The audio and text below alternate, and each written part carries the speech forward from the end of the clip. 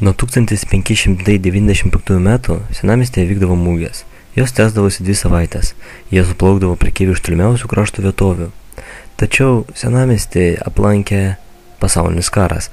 Buvo sugriautos bažnyčios, smarkiai nukentėjo ištisi kvartalai pietinėje dalyje, bet Klaipėda gana greitai atsigavo.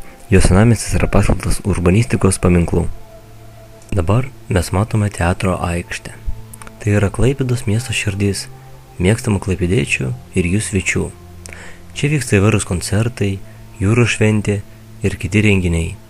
O 1912 metais joje buvo įrengtas fontanas, skirtas Klaipėdoje gimusio poeto Simono Dacho atminimui. Fontane esanti skulptūra vaizduoja jaunutę basą mergaitę, vieną iš poetų apdainuotų herojų. Klaipėdos senamiestyje yra ypatingai daug skulptūrų. Viena iš jų yra vaikystės svajonė.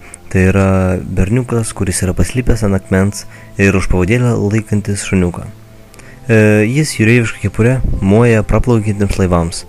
Ši skulptūra įkūnija vaikystėje gimstančias įspūdingiausias ir reikšmingiausias svajonės. Ir ji yra pastatyta uosto kruizinio terminalo teritorijoje. O štai šita skulptūra vadinasi Slibinas. Jis sveria apie 145 kg ir yra apie 3 metrų ilgio. Jis sudaryta iš plieno, bronzos bei granito. Padaras slenka žemyn ir iš jo nasrų į didelę pėdą bėga vanduo.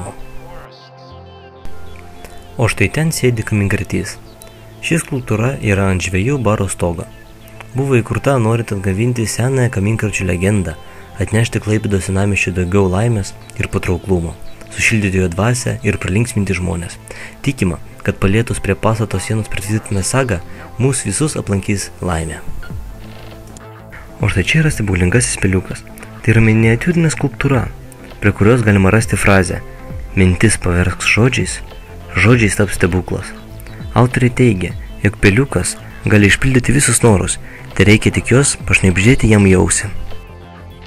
Taip pat Klaipėdos centre senamiestyje yra restauruota visa krantinė. Tenai dabar mėgsta rinktis jaunimas. Krantinė pritaikyta poilsiui.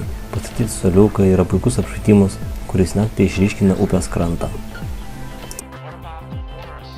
Akropolis yra didelis konkurentas uostamiesčio senamiesčių, kadangi užsieniečių sutraukia ganėtinai daug, o ypač iš Kaliningrado srities bei Latvijos.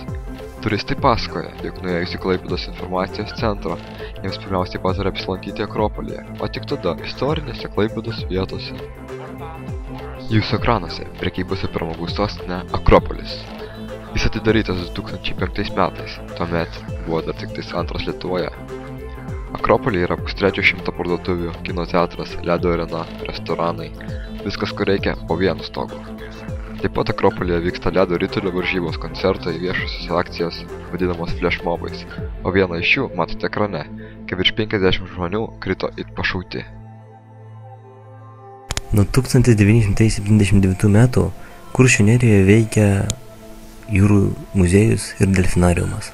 Muziejuje eksponuojamos lietuviškos giliavandenės, Baltijos jūros, tropinių jūrų žuvys, jūrų fauna, jūrų žinduolių ir paukščių ekspozicija, laivybos istorija, o delfinariumas garsus delfinų ir Kalifornijos jūrų liūtų pasirodymais. Kuršių nerija tai yra saugoma teritorija, kuri yra įtraukta į UNESCO pasaulio paveldo sąrašą. Tai yra išskirtinis smėlio kopų kraštovaizdžio pavyzdys, atspindintis harmoniją, gamtos ir žmogaus sambūvį, pasižymintis gamtos ir kultūros vertybių gausa. Ši vieta skirta poilsiui, meditacijai, pramogoms.